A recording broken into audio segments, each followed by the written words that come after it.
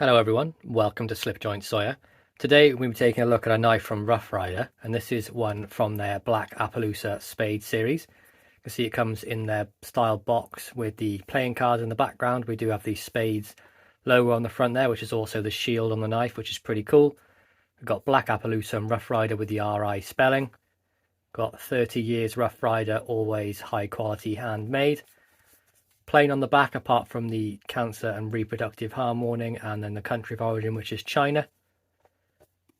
Other than that, model number 2486, and we're looking at the Rough Rider Easy Open folder in Black Appaloosa RR2486.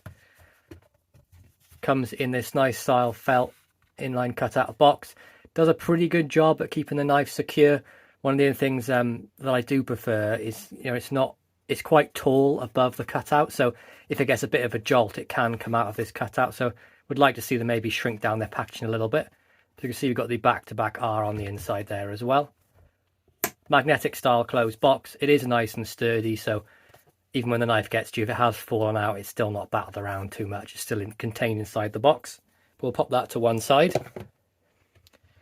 So here it is, the Rough Rider Easy Open Jack. You can see we have a closed length of 3.6 inches closed. We have that wonderful black Appaloosa bone handles on this. This one not maybe as great as some of the examples I've had. I mean, it's still really nice, but it kind of looks like they've just patterned it out rather than just randomly dropping it on there. But, it's still an attractive knife, not letting that to take anything away from it. Just maybe would like to see it a bit more random. Like the back, really. I love the back. I think that's done really well. But, of course, we have the nickel silver bolsters on both sides. There, of course, are lined. We have a nickel silver shield and pins on the front here as well. Transitions, all of which are perfect. The only difference you can feel, really, is the texture difference. So you've got the smooth bone into the shield and then into the bolster. You can't feel anything at all. It's wonderfully hafted all the way around. There's no sharp edges. Close-up look of that shield and how well that's inlaid in there. Of course, we have the black, I believe it might be G10, I'm not entirely sure, underliners here. You can see it does make that sort of colour pop on the side. I really do like it when they put a black underliner underneath something that's maybe white or grey in colour. I think it really does make it stand out, and that's great. Those lined bolsters, no pinch or anything, just nice squared off, slightly rounded but pretty square. Fit and finish on the back then, pretty good. Do have a slight gap up here, but only ever so slight. It only really starts where the bolster starts, so nothing really major to speak of. I can't really see anything else down the knife towards the back spring fit and finish. I will say that it is a little bit off center, this one. It's not touching or rubbing the sides, which, it doesn't bother me too much, but would have been nice to see if they get that blade a little bit more centered. You can move it over, but you can see it does sort of work its way back to the left-hand side of the knife. Got a nice flat tang in there, so this one's going to have a half stop. And I do want to point out one of the things I'm not a massive fan of this knife, is I'm not sure why they put two nail necks. And if they're going to put two nail necks, why is the swedge as well? But you can see it does interfere with that nail neck. And it does make it kind of defeats the object of the Easy Open, because it can be quite slippy, especially with that, tapering down to quite a fine edge. But I personally would have preferred it if they just kept this long pull and then left it blank with no swedging to make it easy to grab. Covers on the back there, as I mentioned earlier, really wonderful. Love the way they do this, and again, it's really smooth on the back. No fit and finish issues on the tool this side. But we'll take a look at the blade. So into the half stop, I'd say that's about 5.5 to a 6. So you can have the long pull here, match strike long pull, and the match strike nail nick, and of course you can see a bit better of that swedge there. We have the Rough Rider 30th anniversary tang stamp. You can make out the 30 there at the top of the diamond, and then Rough Rider.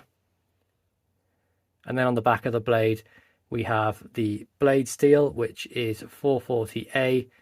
The model number, if it'll focus, is 2484. And then, of course, we have China underneath.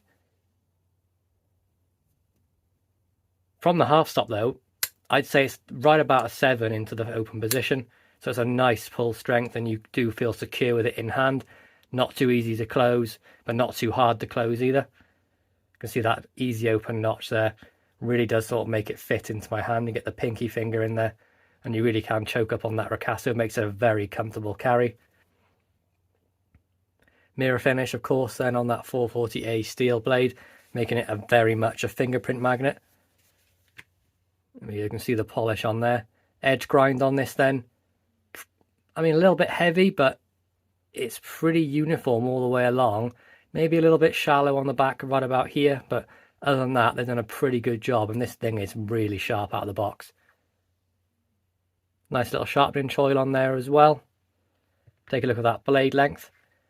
So we have a tip to tang of 1 to right about that 3-inch mark. So it's not far off being a little bit too big for the UK, but as it sits, UK legal, it's under 3 inches.